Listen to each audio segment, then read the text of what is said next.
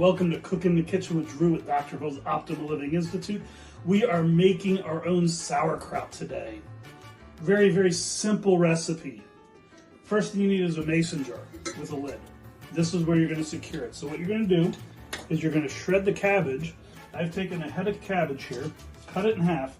You want to cut out the core because this will get it really hard. This is very, very hard. So you want to get rid of that. So what I always do is I just cut it in half like this, and then I'll just make some thin slices. And you can see I'm moving my finger back just as a guide, and I've got my tip curled under so I'm not cutting myself. And you can see the nice shreds that come out. So what we're going to do is we're going to shred the rest of this, put it in this purple bowl. Add only about a teaspoon of salt. That's really all you need. And you're going to massage that salt into the cabbage really well until it gets nice and soft. It'll start actually to get a little bit watery. And then once that's done, you'll end up just pulling it out of the bowl and stuffing it as much as you can into your jar. And you're going to get it pushed down really hard. Top it off with water, seal it up. In about 2 weeks, you get some great homemade... What am I talking about? Sauerkraut. What are the benefits? You tell them, you're the doctor. Okay. Fermented food. So sauerkraut, remember, has vitamin C and also some potassium. And then when you ferment it, it's really good, beneficial. It provides beneficial probiotics for your gut. So that's the beneficial bacteria that resides in the gut. So it can contribute to that. It can also be some food for the good bacteria as well. And helps with digestion. Bloating, it's a good source of fiber, so many benefits with this sauerkraut. And if you want to spice it up a little bit, you can add some caraway seeds to the mix. You can also add shredded carrots to it as well if you want to mix it up a little bit, make it a little bit more like a slaw instead of a kraut. But I just like the plain cabbage like this.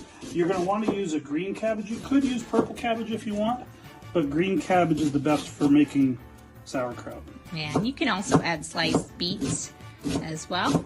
And, you know, it's a nice dish that you can add to multiple meals and put it. It's very, very easy to make. As you can see, we're already halfway in our bowl. We've got one more half of the head to go. And we'll be back here in just a little bit to show you what it looks like when it's done. We are back. We've massaged our cabbage here, and you can see it's nice and soft. So it's not really, when I'm moving it, it's not making that crunchy sound very much. That's what you want. You want it to be nice and soft. And then literally all you're going to do is you're going to stuff it down in this jar and you're going to pack it as firm as you can. You want it as firm as you can get it down in there. So when you stuff it in, you pack it really hard down in there.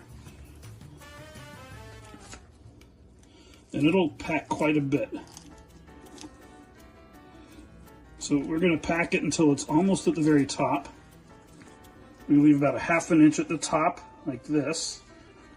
You can see it's just below the rim.